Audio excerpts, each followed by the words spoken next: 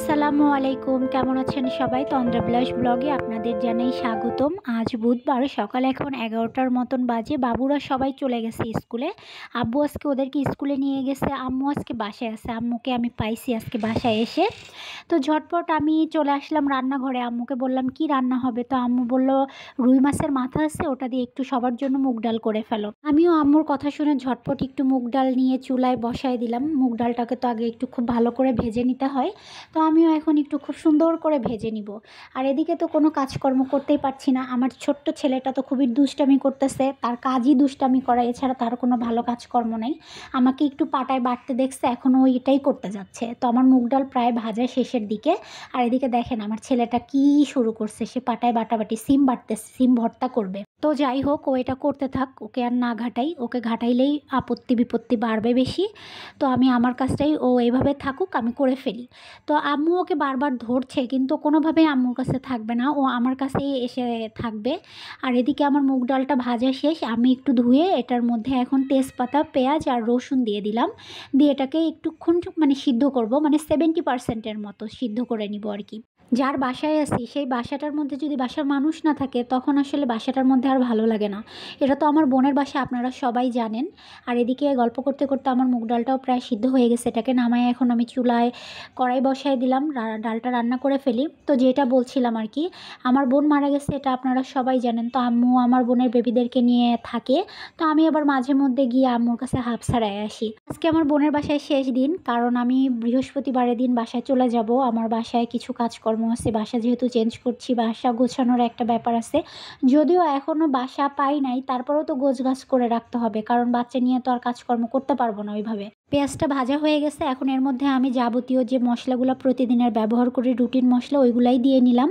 বেশি কিছু দিইনি। তবে আমি মুগ ডাল রান্না করার জন্য যে আস্ত ফল, চলা, দারচিনি, এলাচ, এগুলো একটু বেটে দিচ্ছি, এগুলো আস্ত দেইনি বেশি পরিমাণে। একটা রান্না করতে গেলেই কি শান্তি আছে, মশলাপাতি সব কিছু অনেক বেশি লাগে। তেল মশলা একটু বেশি না হলে রান্নাবাড়ির দেখা যায় যে তেমন একটা টেস্টও হয় না। তারপরেও আমি একটু কম মশলা তেলে ব্যবহার করার চেষ্টা করি, কিন্তু এদিকে আসলে আবার একটু মশলাপাতি বেশি ব্যবহার করা হয়, কারণ আমার দুলাভাই খাবার নিয়ে অনেক জ্বালায়, খুঁতখুতানি করে। তো এই জন্য দেখা যায় যে একটু মশলাপাতি বেশি ব্যবহার করি। তাছাড়া নর্মালি আমি এত মশলাপাতি ব্যবহার করি না। তো আমার মশলাটা কষানো শেষ, এখন এটার মধ্যে আমি মাছটা দিয়ে দিচ্ছি। এটা দিয়ে এখন বেশ কিছুক্ষণ কষাবো। আম্মু আমি এক জায়গায় হলে শুধু আপুর গল্প হয়, আপুর গল্প ছাড়া কোনো কিছুই হয় না। আম্মু আপুর গল্প করে আর কান্নাকাটি করে, আর আমি সান্ত্বনা দিই, এমন কোনো কিছু। মাঝে মধ্যে আপুর কথা উঠলে দেখা যায় যে আমি প্রায় সময়ই এড়ায় যাওয়ার চেষ্টা করি, কিন্তু সবসময় তো এড়ায় যাওয়া যায় না। দেখা যায় যে সাথে আমিও কান্না করে ফেলি, ব্যাপারটা এমন হয়ে যায়। এদিকে তো টুকটুক করে মাছটাও আমি ভালো মতন কষায় নিলাম। তো ভালোই দেখতেছি কষানো হয়েছে, তবে আর একটু সময় হইলে মনে হয় আর একটু টেস্ট হবে।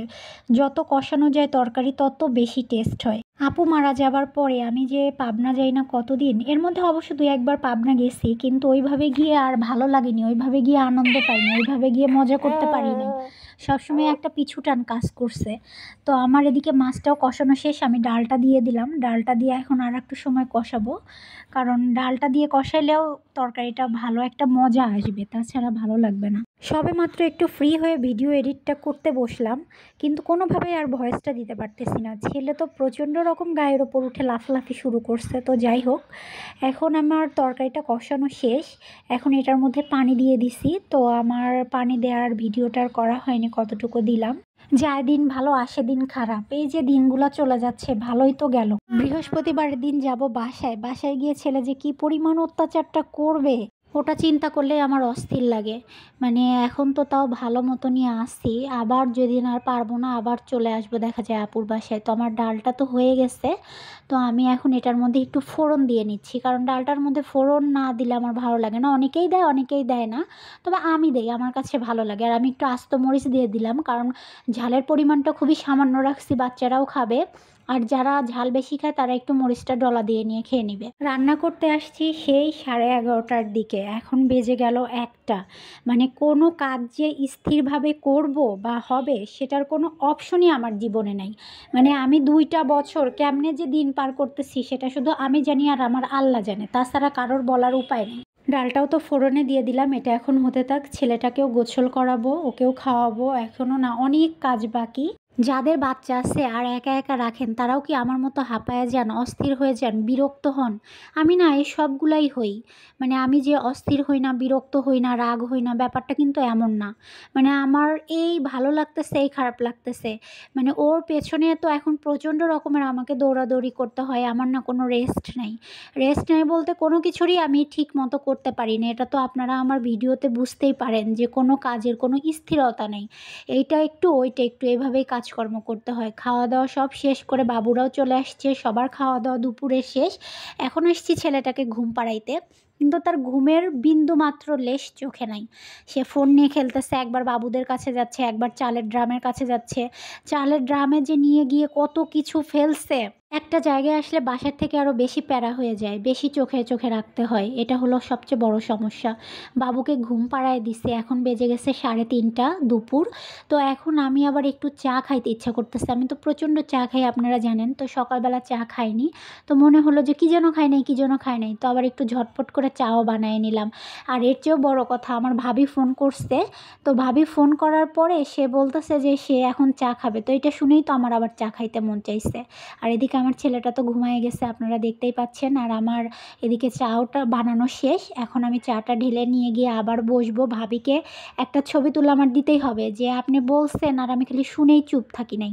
আমিও কিন্তু চা বানায় অলরেডি বসে পড়ছি। ভাবিও আবার অসম্ভব রকমের চা খায়। তো ভাবির বাসায় গেলে আমার ভালোই লাগে। একটু ঘন ঘন চা পাওয়া যায়। এটা একটা বিশাল বড় প্রাপ্তি।